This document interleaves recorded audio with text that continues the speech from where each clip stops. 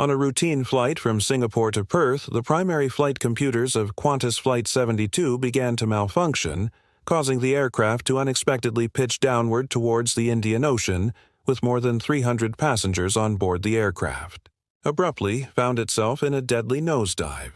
Violent, negative G-forces sent anything and anyone not secure, crashing toward the cabin ceiling, resulting in more than 100 injuries, including spinal injuries and broken bones. This is a harrowing story, where Captain Sullivan, relying on his elite military training attempts to regain control of the aircraft, will his efforts succeed, or will the flight tragically end in the Indian Ocean?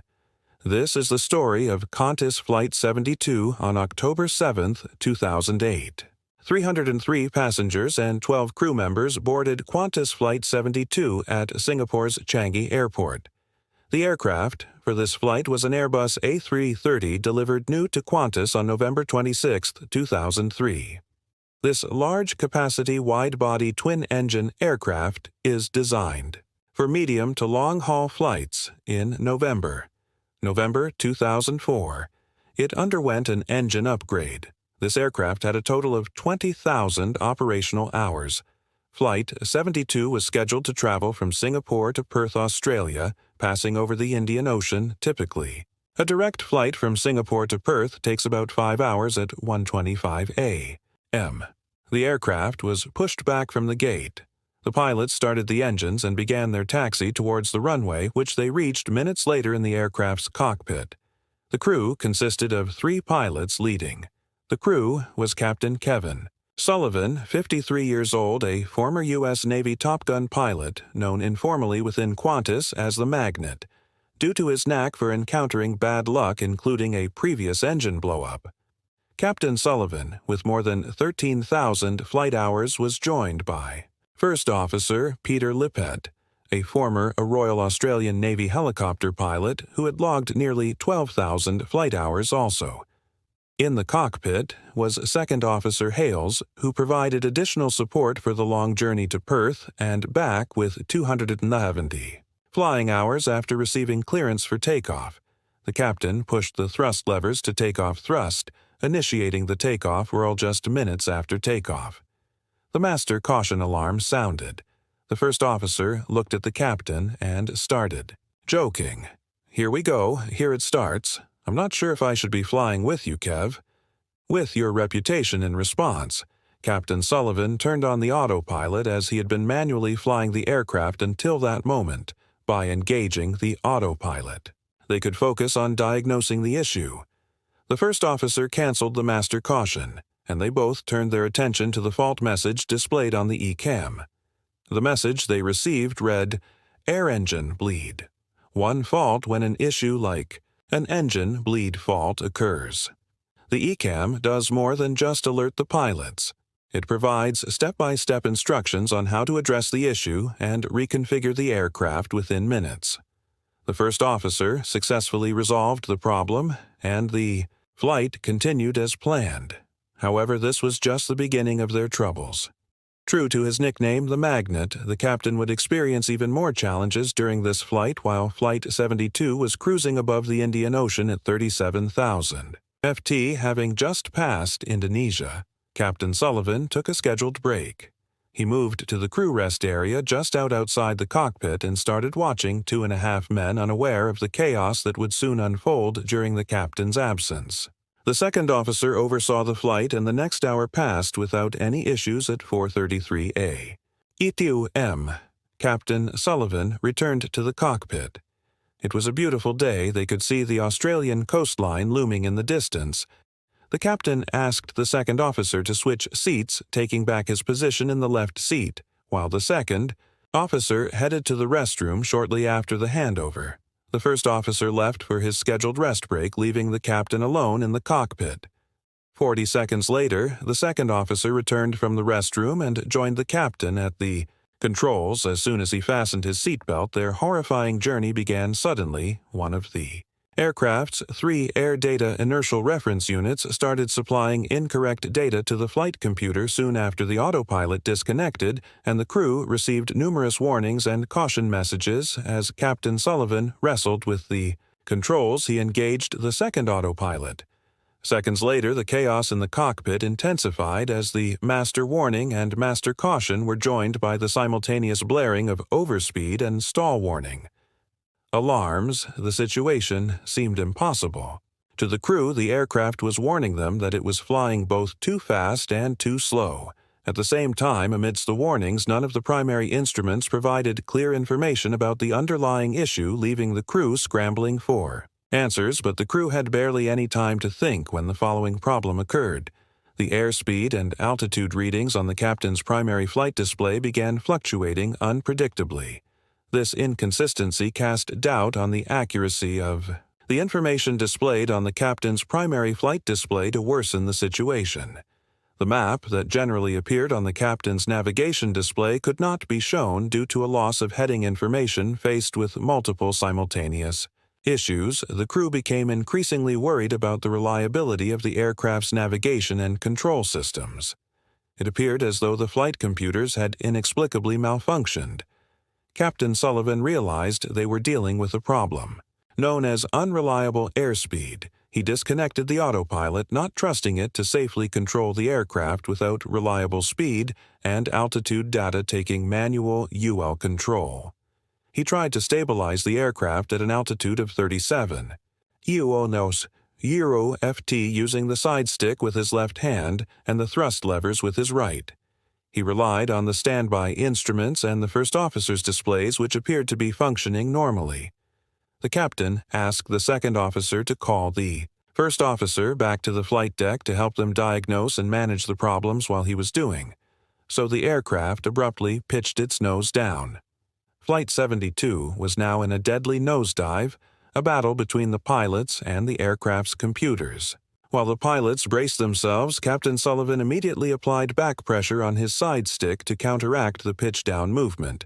However, the aircraft's flight control system did not respond to the captain's SID stick inputs. He realized he was no longer in control of the aircraft. A terrifying realization, the captain neutralized the controls, hoping to regain some control over the aircraft, but this action did not alter its trajectory. They were still plunging towards the ocean. He then made minor adjustments on the side stick. This time, the aircraft responded normally, and he began to recover to the assigned altitude. The aircraft descended 690 ft in 23 seconds. What the hell was that? It's the primary flight computer. One of the aircraft's 3 air data inertial reference units began malfunctioning due to a fault within its central processing unit. As a result, incorrect and intermittent data was sent to the aircraft's flight control computers. These computers, which rely on accurate data for stability, received faulty angle of attack data from the malfunctioning units. The angle of attack is critical as it determines the aircraft's orientation against oncoming air, which is essential for maintaining lift and stability. The flight computers mistakenly believed that the aircraft was in a stall, a dangerous condition where the aircraft loses lift and could crash.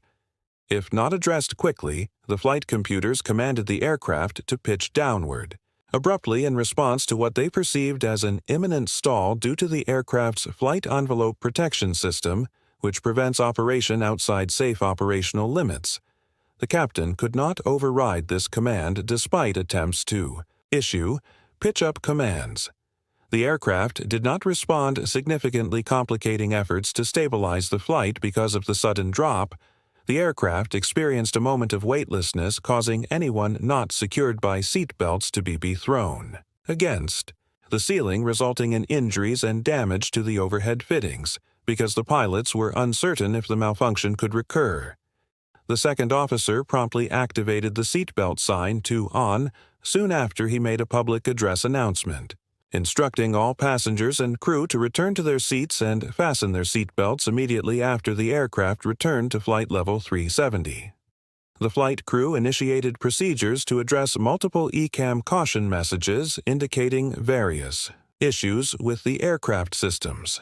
Despite the overwhelming number of alerts, the pilots maintained their focus, tackling each issue methodically. The second officer focused on resolving the fault messages, while Captain Sullivan continued to pilot. The aircraft, after resolving several fault messages, the crew encountered the next one. The required action was to turn off flight control, primary computer 3, and then turn it back on. The crew completed this action and cleared the message, however. As soon as they reset the FCPC-3, the aircraft commenced a second pitch-down movement, reaching a maximum pitch angle of approximately 3.5 to nose down. The captain acted swiftly, applying back pressure on his side stick to counteract the pitch-down movement. However, his initial action yielded no response similar to the first event as the aircraft descended his fighter pilot instincts. Kicked in, it was the second time he looked toward the Indian Ocean while gripping the unresponsive SID stick, wondering, is this where it ends? Today, the captain could see his own heart pounding through his shirt, a level of fear he had never experienced. Before, despite having flown the most dangerous missions and faced life-threatening dangers after the nearly 400 T drop over 16 seconds, the aircraft began to respond. Captain Sullivan delicately pulled the nose up, aware that abrupt movements could lead to severe injuries among the passengers. The captain's input on the side stick was very gentle and calculated as the captain guided the aircraft back to its cruising altitude of 37,000 ft. The second officer reported a prim threefold once. Again, however, this time the captain instructed him not to touch it at the same time. The captain noticed a concerning issue. The trim wheel wasn't functioning. They suspected the flight control system had switched to direct lower, where all standard protections such as angle of attack over speed and bank angle protection are absent. The pilots now had to manually trim the aircraft. The Airbus A330 incorporates a trimmable horizontal stabilizer, a specific movable section of the horizontal stabilizer that can be tilted up or down to adjust the aircraft's pitch. The trimmable horizontal stabilizer changes the pitch attitude without continuous pilot input, significantly reducing pilot workload and aiding in maintaining a steady flight path. Fortunately, the aircraft continued to function normally even without AUT trim. The captain disconnected the autothrust to minimize potential issues caused by the erroneous air data affecting the electronic engine control units. He then flew the aircraft manually without an autopilot or autothrust, relying solely on the standby instruments for the remainder of the flight. A $250 million aircraft reduced to the simplicity of a Cessna.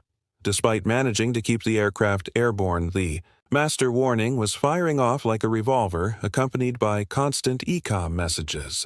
When a message appears on the ECAM, the pilots have time to act on it. However, these messages were fleeting, appearing and disappearing amid constant stall and overs. Speed warnings. These unrelenting oral alerts, which could not be silenced, significantly distracted them. Eventually, they turned into background noise, raising another concern. What if they missed a crucial warning? After a brief moment of calm, the captain publicly announced to the cabin, informing passengers that the crew was dealing with flight control issues and instructing everyone to remain seated with their seat belts fastened. The first officer was not yet back in the cockpit after the second pitch down and was injured. Peter suspected he had broken his nose. Access to the cockpit could only be granted once conditions stabilized enough to perform the access procedure, which takes about 20 seconds given the extensive damage throughout the cabin. Peter also wondered whether the door could even open after a few minutes. The first officer finally managed to return to the cockpit, taking over from the second officer in the right seat, while he moved to the third occupant seat. "I can't let you guys alone for 2 minutes," the crew discussed their situation. With the captain expressing his concerns about the possibility of another sudden pitch down, especially at a lower altitude, he worried about the flight computers possibly overriding his inputs again, rendering the aircraft uncontrollable and leading to a crash. The crew decided that they needed to land the aircraft as soon as possible. They were aware that Liam Month was relatively close and that it was a suitable destination for an A330 landing. Liam Month Airport, located near Exmouth in Western Australia, typically served air transport aircraft and was designated as an alternate airport for international flights. The airport featured a single-sealed runway, 3.47 m long and 45 m wide, equipped with runway and approach lighting, a precision approach path indicator, and non-precision navigational aids. However, it lacked fire rescue services, a control tower, and airline services. Peter suggested declaring a mayday after witnessing the chaos in the cabin. The captain thought it wasn't necessary, but decided to declare a pan. Instead, there were many injuries, especially in the back of the aircraft where the negative G-forces were more substantial at 449A. The first officer made a pan broadcast to air traffic control, stating that they had experienced flight control computer problems and that some of the aircraft's occupants had been injured. He requested clearance to divert and proceed directly to Lyon, while the second officer attempted to communicate with the flight attendant at the aircraft's rear via the intercom. He discovered that the attendant was too injured to answer. Fortunately, 2 off-duty staff members on board responded. They reported multiple serious injuries, including spinal injuries and broken bones. Upon hearing this, the captain asked the first officer to declare a mayday while organizing the diversion to Liam Month. The flight crew again reviewed what had happened, their current situation, and the ECAM messages. They noted that the NAV IR1 and FCTL Prim 3 fault messages and several other caution messages were still occurring. They concluded that the ECAM was not providing them with helpful information or recommended actions. Consequently, the first officer contacted the operator's maintenance watch unit located in Sydney via satellite communications system to brief them on the situation and seek assistance. But the help wasn't very helpful, and the captain told him to cancel the phone call. The maintenance watch advised the flight crew that Air Data Inertial Reference Unit 1 appeared to be common to the fault messages being displayed, but that there was also some conflicting information regarding elevator control. They provided no recommended actions at that stage. In a subsequent discussion, Maintenance Watch recommended that at the crew's discretion, they could select Flight Control, Primary Computer 3 to off the crew, discussed this recommendation, and switched that computer off. This action did not affect the scrolling ECAM messages, stall warnings, or overspeed warnings. In addition to communicating with the Maintenance Watch Air TR Traffic Control and the cabin, the flight crew worked together to provide the captain with all the information he needed to fly the aircraft. They also needed to manage a range of problems with aircraft systems due to fault messages associated with the Global Positioning System units. The flight crew could not enter an ARAV approach into the flight management computer. This added an extra challenge as the crew was unsure how the aircraft would respond due to multiple system failures. The second officer had to manually control the cabin pressure during the descent because of a pressurization system fault. Due to an auto brake fault, the crew also realized they would need to use manual braking for landing. To descend for landing, the captain executed wide left orbits to keep the aircraft speed below 330 knots. He descended cautiously to avoid triggering another unexpected pitch-down event throughout this maneuver. He kept the runway in sight as the lack of electronic maps meant he had to visually locate the airport for guidance. The crew completed the approach checklist and conducted a flight control check above 10,000 DFT to test the aircraft's response, such as flaps. Uncertain of how the aircraft would react, they proceeded cautiously. After descending further, they positioned the aircraft about 28 kilometers away for a straight-in visual approach to runway 36. As the pilots prepared for landing, they faced significant challenges. Several systems were inoperative and the aircraft's behavior was unpredictable. Moreover, another sudden pitch down at their current altitude could have fatal consequences. Fortunately, the landing gear extended without issue. The second officer armed the ground spoilers and deployed the third notch of flaps, preparing the aircraft for landing. These adjustments ensured that the aircraft was optimally configured for touchdown, enhancing stability and control. As they approached the runway, the final moments were the most tense, with the potential for further complications. The atmosphere in the cockpit was charged and silence pervaded the cabin, but finally at 5:32 a.m., the aircraft successfully touched down at Le Mans, marking the end of a harrowing ordeal for everyone on board. Remarkably, stall and overspeed warnings continued to sound even after landing, despite the violent maneuvers and the severity.